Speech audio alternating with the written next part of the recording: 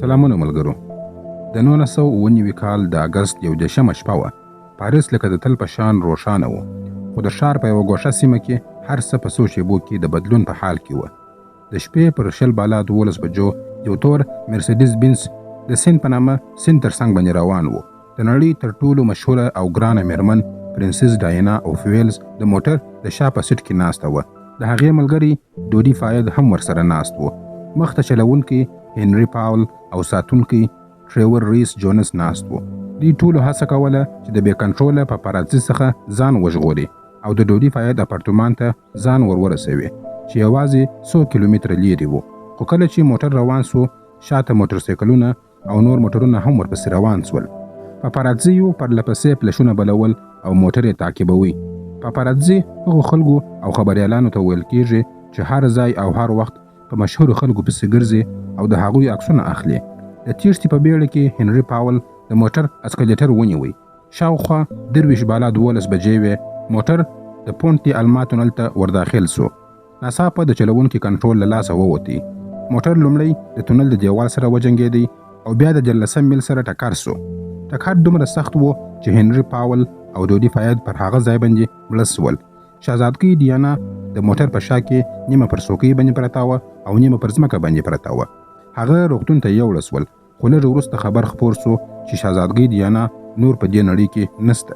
فرانسوي چارواکو پیښه وڅېړله او دا یو عادي ترافیکي پیښه وبلله. خو د یوې شهزادګۍ داسې مرګ او تر هغه مخکې پیښې شوې پیښې ډېرو خلکو ته عادي نه ښکاره کېدلې. د هغې له مړینې سره د پوښتنو توپان راپورته سو. د هغه هوټل په کیمرو کې چې دوی د هغه څخه ووتل، هنري پاول په ډېر احتیاط سره روان ښکاره کېدی. نو بیا څنګه د هغه په وینه کې د الکولو اندازه له قانوني حد څخه 3 چنده زیاته وه؟ دا څنګه معلومه سوه؟ په هغه تونل کې چې پیښه پکښې وسوه لسګونه کیمرې وې، نو ولې د پیښې هیڅ ثبت سوې ویډیو ترلاسه نه سوه؟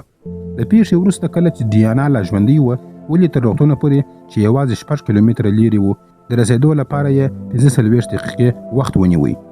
تر ټولو ویرونکې پوښتنه هغه 10 میاشتې مخکې لیکل سوی لاسلیک سوی لیک و چې ډیانا پکښې کې لیکلي وه: شهزاده چارلز غواړي چې زه د موټر په پیښه کې مړه سم.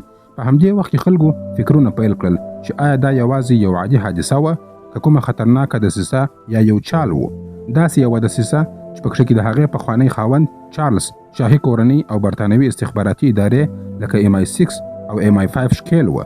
راځئ چې د شهزادګۍ ډیانا د یو عجیبه مرګ ټوله کیسه وپېژنو. The Archbishop of Canterbury called the wedding of Prince Charles and Lady Diana Spencer today the stuff of fairy tales.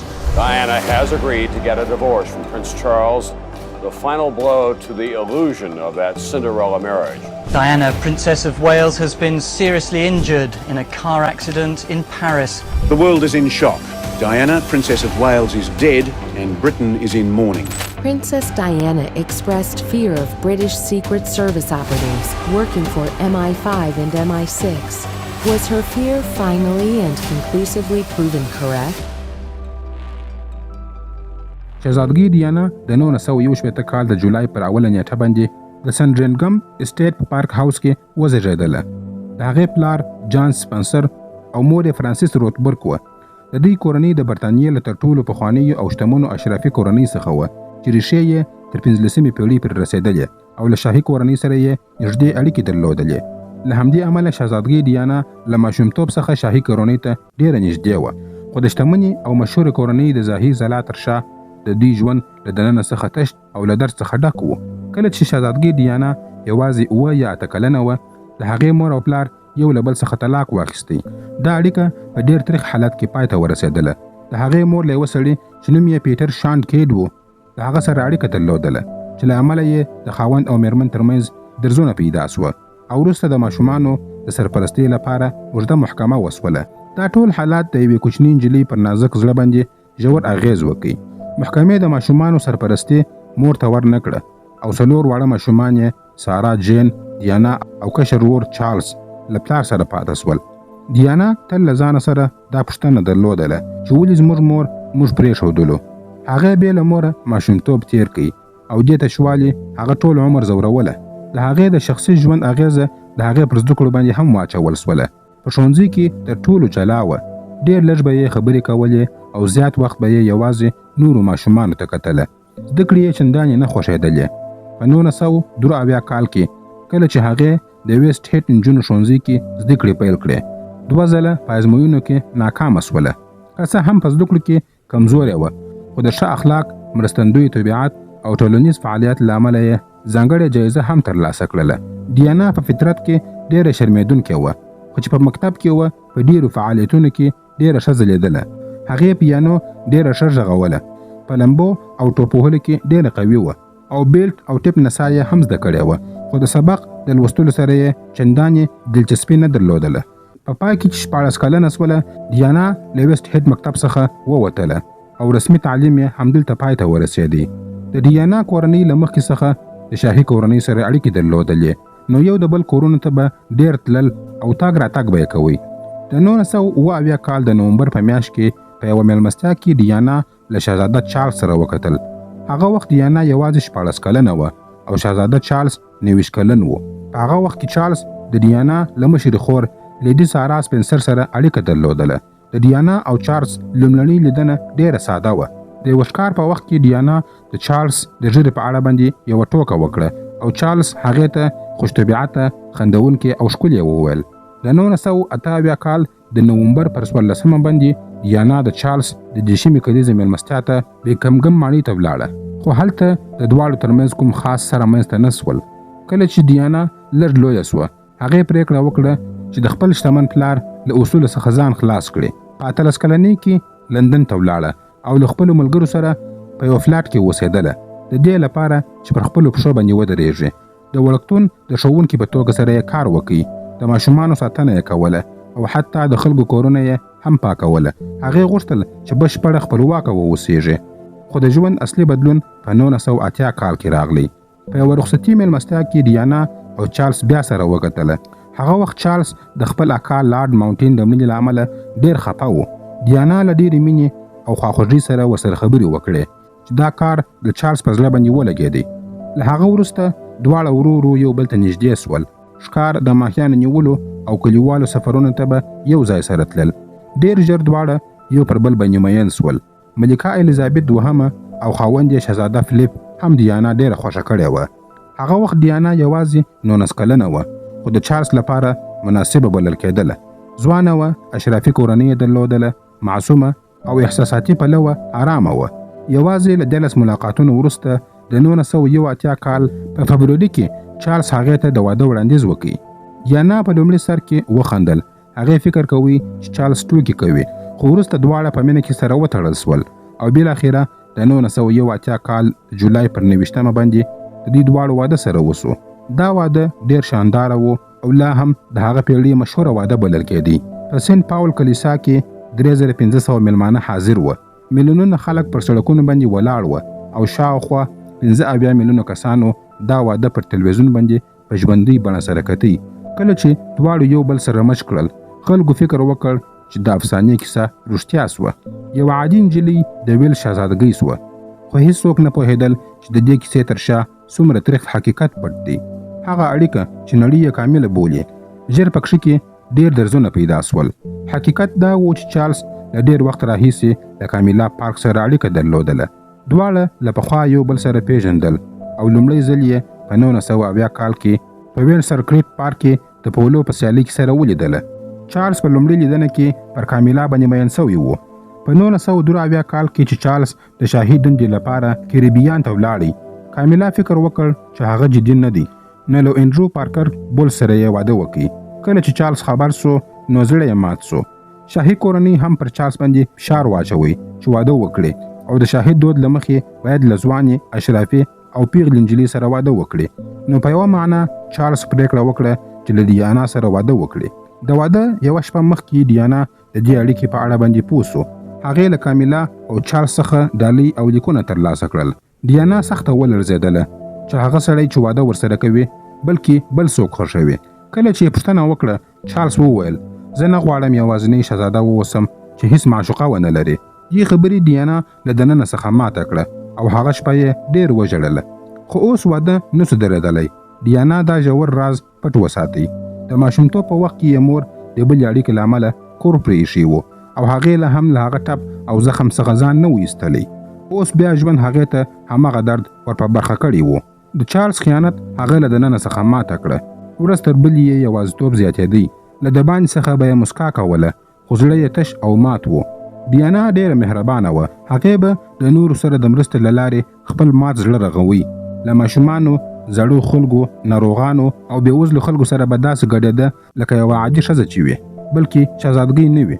هغه وخت چې نړۍ د ایډز ناروغانو ته د لاس ورولو څخه وېرېدله، ډیانا په لندن کې په یوه روغتون کې هغوی ته غېږې ورکولې او هغوی یې په غېږ کې نیوله. هغې په یوه شیبه سره د نړۍ فکر وربدل کړي. د هغې د نرموالي او اخلاقو له امله ټولې نړۍ په ځانګړي ډول برطانیه هغې ته په درنه سترګه سره کتله. خو بدمرغي دا وه چې هغه ښځه چې نړۍ یې درناوی کوي په خپله ماڼۍ کې تر ټولو سپکه استعمالیږي. هغې له خپل خاوند څخه هغه مینه او احترام هیڅکله ترلاسه نه کوي. که به یې وزن لږ زیات سو، چارلز به هغې ته د شاهي کورنۍ د نندارې د یو شي په سترګه سره کتله چې باید همیشه کامله ښکاره سي. د ډیانا ژوند له د باندې څخه روښانه و، خو د ماڼۍ د څلورو دیوالونو دننه ډېر یوازینی او درناکه ژوند یې کوي. د شاهي کورنۍ د عزت د ساتلو لپاره یې هر څه وزغمله. د واده څو میاشتې وروسته ډیانا نوروزا په نوم ناروغي سره اخته سوه او ان د امیدوارۍ پر مهال به یې د ورځې 4 یا 5 ځله کوي وهي. له یوې خوا شاهي کورنۍ د یوه وارث په تمه وه او له بلې خوا چارلز او د کورنۍ نورو غړو د ډیانا سره د پردۍ ښځې په شان باندې چلند کوي. هغوی به ډیانا ته لکه د یوې نوکرې په سترګه سره کتله. کله چې ډیانا شکایت کوي، هغې به ویل زه د دې کورنۍ نه یم، باید له شاهي کورنۍ څخه وایستل سمه. په دې ډول هغه په داسې کورنۍ کې بنده پاته سوه چې هلته یوازې هغه او یوازیتوب یې و. هغه له ذهني پلوه ماته سوې وه، نو د امیدوارۍ په 3مه میاشت کې یې هڅه وکړه چې ځان له زینو څخه وغورځوي او ځان ووژني. هغې څو ځله دا هڅه وکړه، خو نیکمرغه وه چې هر ځل ژوندۍ پاتې کېدله.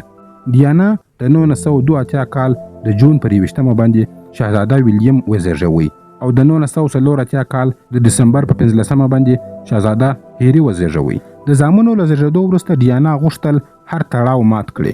د شاهي دود خلاف دواړه ولادتونه یې د روغتون په لیندو کې وسول. کله چې ماشومان لوی سول، هغې به خپله ښوونځي ته رسول، مکډونالډز او تفریحي پارکونو ته به یې بیول.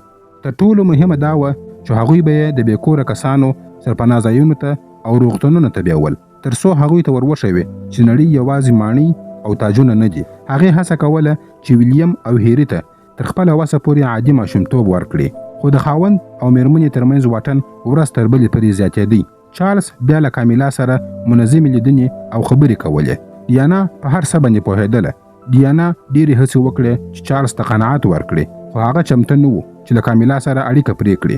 ډیانا یو ځل له کامیلا سره مخامخ هم ولیدله تر څو خپل واده وژغوري، خو د دې پر ځای چې کامیلا له خپلې دې اړیکې څخه شرمېدلې وای، هغې شهزادګۍ ډیانا ته سپکاوی وکړي.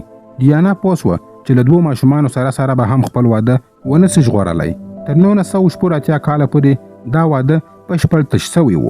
شهزادګۍ ډیانا له کپتان جیمز هویټ سره اړیکه پیل کړه چې له 1984 څخه تر 1991 کاله پورې یې دوام وکړي. چارلز هم په ښکاره توګه سره خپل اړیکه ومنله.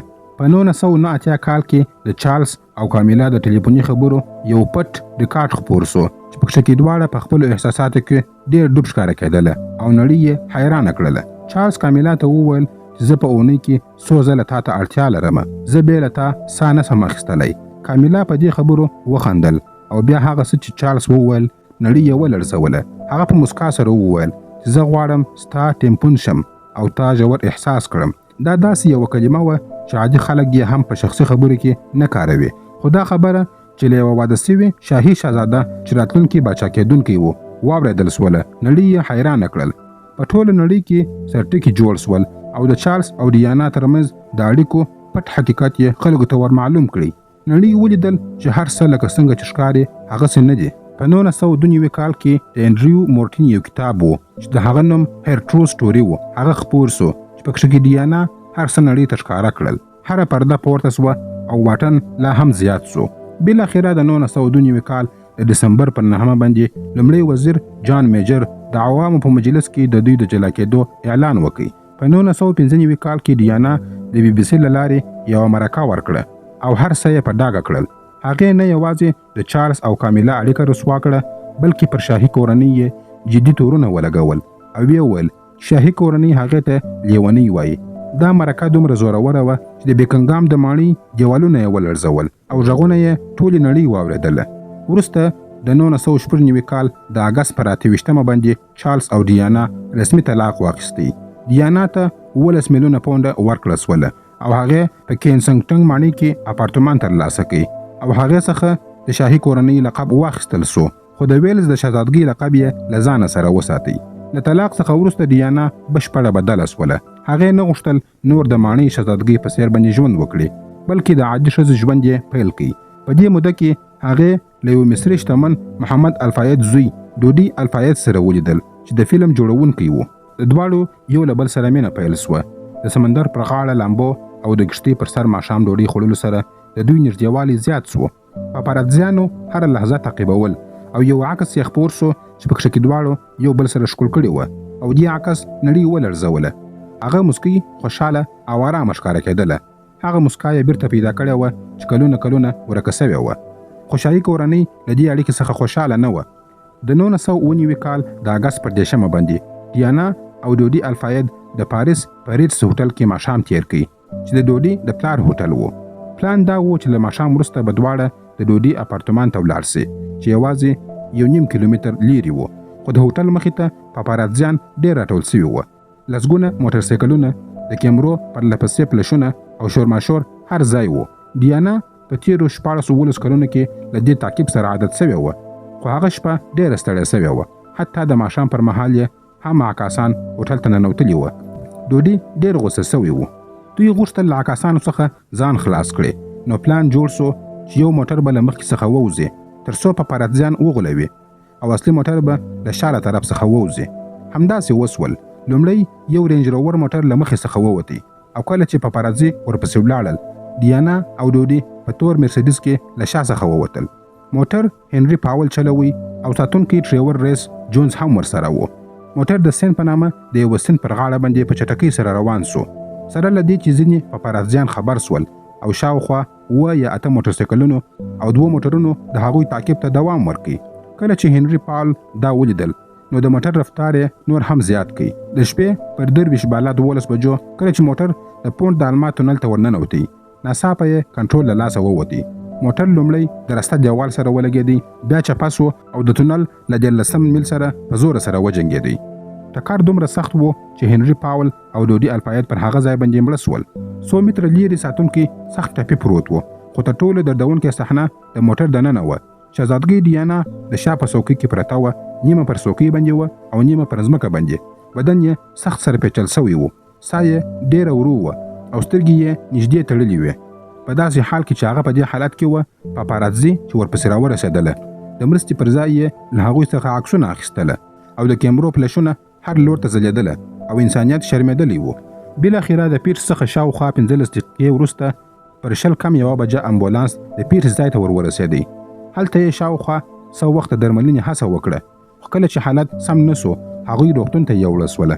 خو د حیرانتیا خبره دا وه چې امبولانس تر 40 دقیقو زیات وخت ونیوی چې روغتون ته ورسېږي. حال دا چې روغتون یوازې 6 کیلومتره لیرې و. په دې موده کې امبولانس 2 وارې د سړک په منځ کې ودرول سو.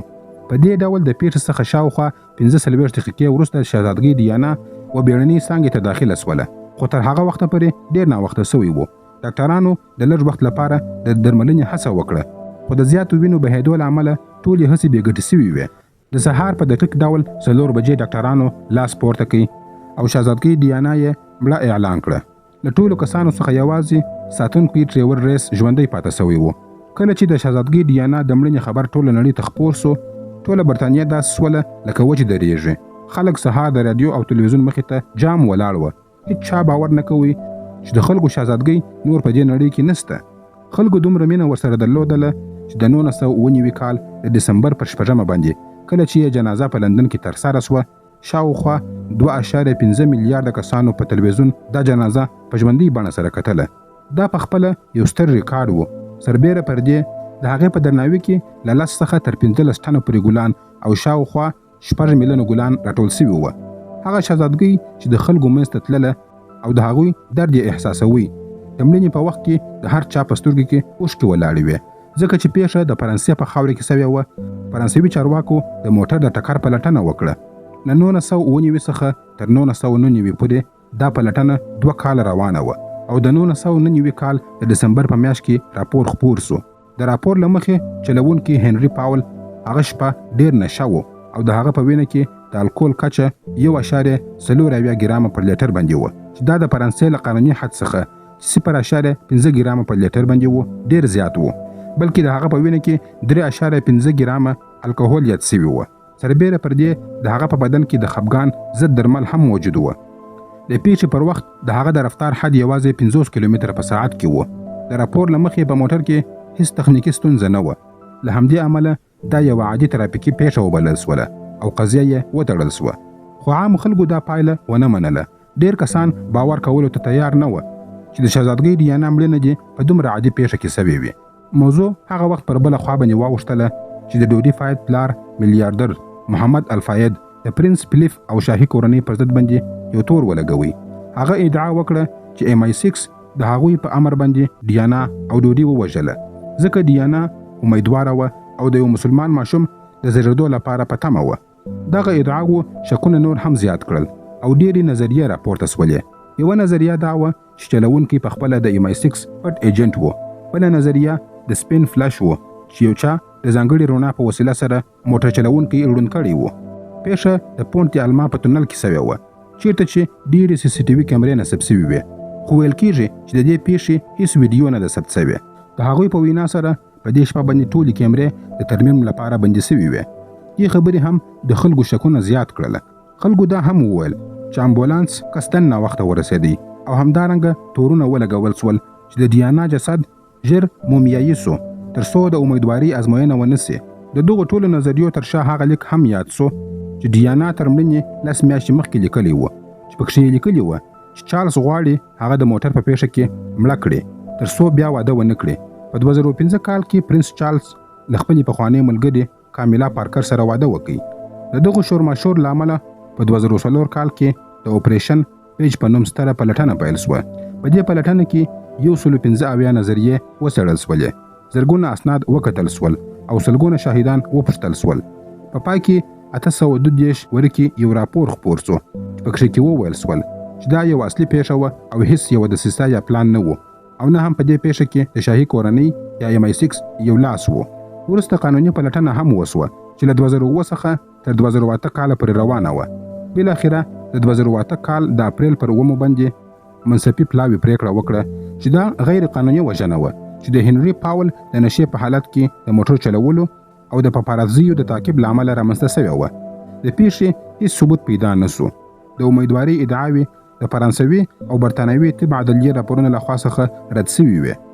ډېری تورونه بې اساسه وبلل سول، خو بیا هم ځینې خلک تر اوسه پورې باور لري چې رښتیا او حقیقت پټ ساتل سوي دي. د هغې د ژوند په اړه باندې په 2021 کال کې د سپینسر په نوم یو فلم هم جوړ سو.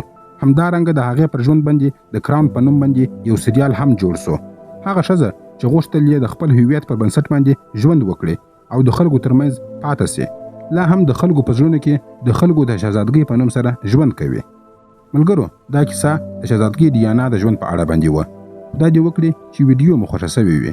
خپل نظرونه مو حتما په کمنټ کې راسره شریک کړئ او په کمنټ کې دا هم راته ولیکئ چې آیا د برتانیې د شاهي کورنۍ په اړه باندې ویډیو غواړئ او کنه. ویډیو لایک او شیر کړئ، زموږ یوټیوب چینل هم سبسکرایب کړئ. تر بلې ویډیو پورې مو الله مل شه. مننه.